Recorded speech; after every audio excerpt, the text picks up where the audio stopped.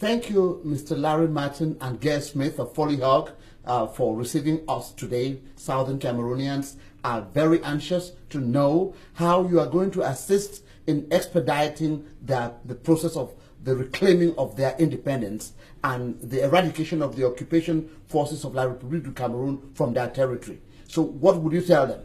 Well, thank you, Larry. And I think the most important thing we want to share first is that it's a great honor and a privilege for us to represent the people of Southern Cameroon. They are long-suffering people, they are well-educated, smart people, and they have very large and strong hearts.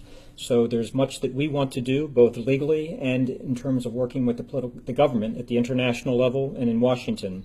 But again, this is founded on fine people, and we're very privileged to be here.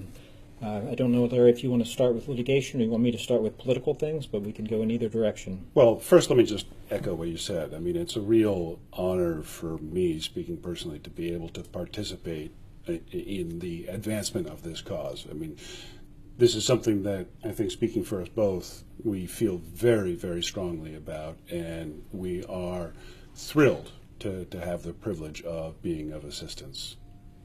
We've had the privilege of helping other peoples in similar situations in the past. I work very closely with His Holiness the Dalai Lama of Tibet. We work very closely with the Polisario and the people of the Western Sahara, much of which is illegally occupied by Morocco. We're helping them return to reclaim their country. And I think to take a quote from one of the great civil rights leaders of the United States, Martin Luther King Jr., he said that the moral arc of the universe is long, but it bends toward justice. And that is precisely the way that we view our work for the people of Cameroon, for the justice of their cause, for the righteousness of their cause, and we think they have a strong stand both in legal authenticity and in their conscience. And I think it's also important to understand that the process going forward will be a multi-pronged approach. It will have political elements, it'll have public relations elements, and it'll have more traditional legal elements, potential lawsuits.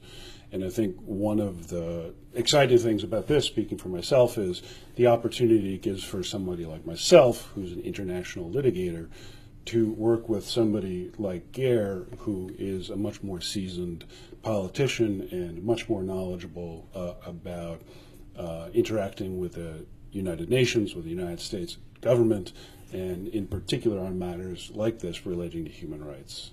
Well, thank you, Larry. And for my particular background that Larry is alluding to, I worked for President Clinton for a number of years. I ran the Bureau of Democracy, Human Rights, and Labor, headed the U.S. delegation to the UN Human Rights Commission, and have worked at a number of different international fora to promote respect for human rights and democratic freedoms. And as the Charter of the United Nations says, all people have the inalienable right to self-determination, and that is precisely the case with Southern Cameroonians.